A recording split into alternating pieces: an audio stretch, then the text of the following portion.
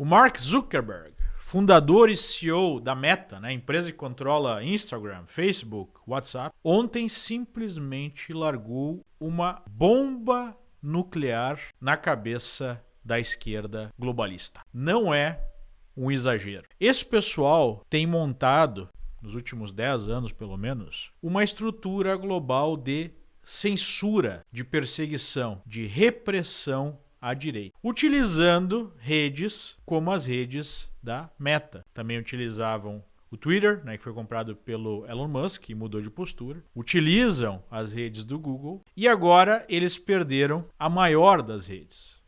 Porque pelos canais, pelas redes aí da Meta, passam mais de 2 bilhões de seres humanos por mês. Tem uma penetração muito maior do que o X, do que outras redes. O que o Mark Zuckerberg falou ontem num vídeo de 5 minutos que viralizou instantaneamente, né? Não é para menos. Ele reconheceu que a Meta virou um instrumento de censura, se afastando da promessa de liberdade de expressão que o próprio Mark apresentou quando iniciou o Facebook, né? A primeira grande rede que ele criou e apresentou ao mundo. E essa censura levada a cabo principalmente pelas chamadas agências de fact-checking, que nada mais são do que aparelhos lá da esquerda globalista, financiadas inicialmente por tipos como George Soros. Não é preciso, né, ter muita inteligência, é preciso ter um mínimo aí de honestidade para perceber que essas agências são integralmente conduzidas por pessoas de extrema esquerda, que utilizam o subterfúgio de corrigir fake news para impor uma visão ideológica extrema do mundo e levar à frente a sua agenda enquanto tratam, né, as pessoas que têm uma opinião diferente como mentirosas e até mesmo como criminosas. No Brasil, especialmente, tais agências servem como justificativa para perseguição judicial de pessoas, porque a própria justiça reconhece a capacidade dessas agências de definir o que é verdade e o que é mentira, que nada mais é do que definir o que é aceitável politicamente, ideologicamente falando, e o que deve ser censurado, o que deve ser retirado das redes, quais pessoas devem ser até mesmo criminalmente perseguidas. E é isso que nós estamos enfrentando. E o Mark Zuckerberg reconheceu isso e declarou que, pelo menos nos Estados Unidos, e depois isso pode ser implementado no resto do mundo, não haverá mais fact-checking dessas agências que ele mesmo diz que destruíram a credibilidade do próprio Facebook, das próprias redes do Meta. É uma bomba nuclear. Mas o Mark Zuckerberg foi adiante. Ele disse que o que inicialmente era um propósito da própria Meta de proteger grupos vulneráveis, minorias, acabou virando um instrumento de censura e perseguição de ideias não alinhadas. Ele falou isso especialmente sobre ideologia de gênero e sobre imigração. E que ele quer voltar, né, a ter aí uma moderação em cima do que efetivamente é crime. Incitação à violência, terrorismo, pedofilia, entre outras coisas, e não opinião política. Mas não foi só isso. Ele diz que há no mundo uma organização de certos governos pela censura. Ele citou a União Europeia e ele citou tribunais secretos na América Latina que estão dando ordens de censura, sem que as pessoas possam sequer se defender. E todo mundo, né, coçou a cabeça e pensou, poxa, quem será que ele está falando, né? Sobre qual tribunal ele está falando? Acho que todo mundo sabe, né? E mais, o que enraiveceu, o que criou aí um movimento, né, de indignação profunda entre a militância de redação de Lula News e afins. Ele disse que irá trabalhar com o Donald Trump, o governo Trump, para garantir a liberdade de expressão no mundo. E que um ataque contra empresas americanas que garantem essa liberdade de expressão é o ataque aos Estados Unidos. Ou seja, né, ele está se colocando ao lado de Trump para proteger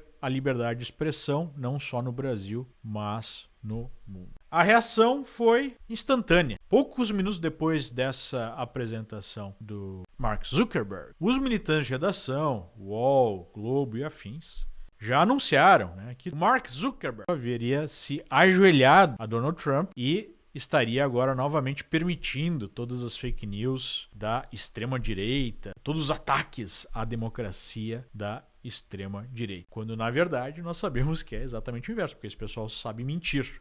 Quem produz desinformação em massa é justamente essa militância de redação. Não há mais jornalismo, a militância ideológica, a propaganda política de esquerda e governos ligados à esquerda, muitos desses governos profundamente corruptos e profundamente autoritários. A verdadeira milícia digital, milícia da informação, é essa. É essa união entre jornalistas, checadores de fatos, que agora perderam uma teta, né, gigantesca, porque o Facebook, se não me engano, já gastou mais de 2 bilhões de dólares financiando essas agências de censura. Agora essa fonte vai secar. Na SECOM, né, no Ministério de Propaganda lá do Lula, já houve manifestações de que isso é um ataque contra a democracia. Nós tivemos o Ministério Público Brasileiro, segundo a CNN, entrando com uma representação pedindo informações no âmbito de um processo contra as Big Techs no Brasil, justamente pela suposta falta de combate à desinformação, ou seja, eles acham que a censura ainda está pouco. Segundo ainda a própria CNN, ministros falaram que se o Mark Zuckerberg tomar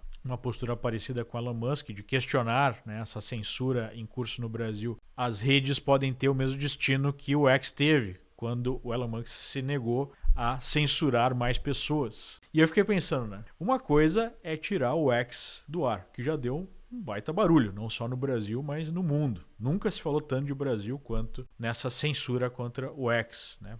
Pela voz aí do Elon Musk que fez essa denúncia. Agora, tirar Instagram, Facebook e o WhatsApp do ar, aí eu acho que o furo vai ser um pouquinho mais embaixo, né? A AGU do companheiro Bessias também disse que vai tomar providências, pedir informações e que nunca foi tão importante quanto agora regular as redes, que é a forma que eles tratam, né, na manipulação da linguagem, a censura às redes, que está sendo votada lá no Supremo, através do fim do artigo 19, ou da mudança do artigo 19 do Marco Civil da Internet, que protege os direitos dos usuários ao impedir que uma empresa seja obrigada a retirar do ar qualquer postagem sem uma decisão judicial. Eles querem retirar esse artigo, ou modificar ele, para definir o seguinte: se as empresas não combaterem os ataques à democracia ou outros temas da esquerda, que eles chamam de discriminação e qualquer opinião contrária à agenda extremista de esquerda, aí a empresa seria responsabilizada por isso, né? Só que agora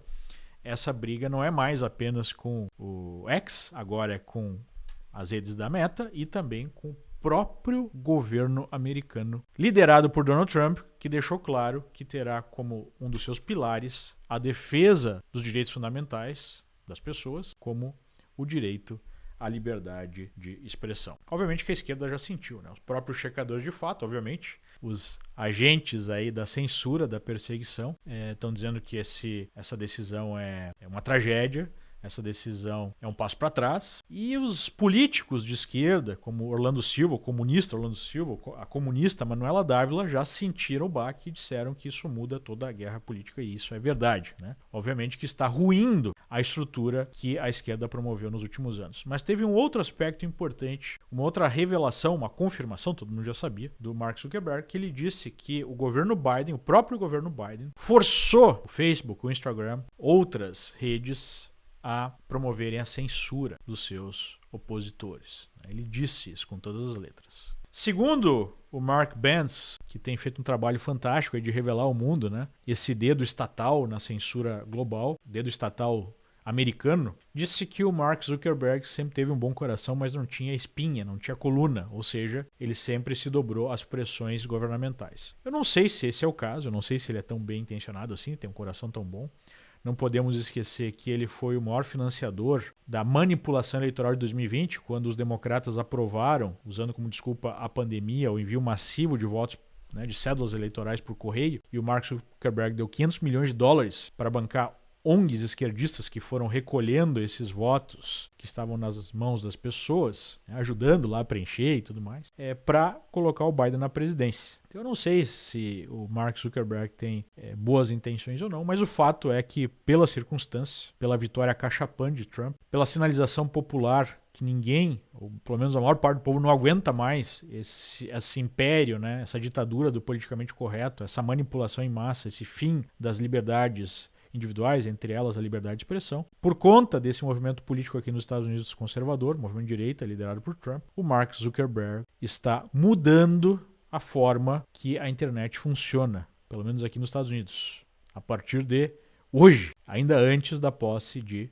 Trump. Perguntaram para o Trump se essa postura tinha alguma coisa a ver com as ameaças que Trump fez de até mesmo investigar, processar o Mark Zuckerberg, né, por essa censura em massa contra o povo americano. Ele respondeu provavelmente sim. Né? Então, os tempos mudaram, os ventos estão mudando e nós temos aí agora ventos de liberdade na internet. E ficou claro que o país, né, os Estados Unidos, defendendo esse princípio da liberdade de expressão contra uma ameaça autoritária cada vez maior da União Europeia e contra outros países declaradamente autoritários, como o próprio Brasil, como China, como Irã e assim por diante. Essa é a guerra política que está sendo definida.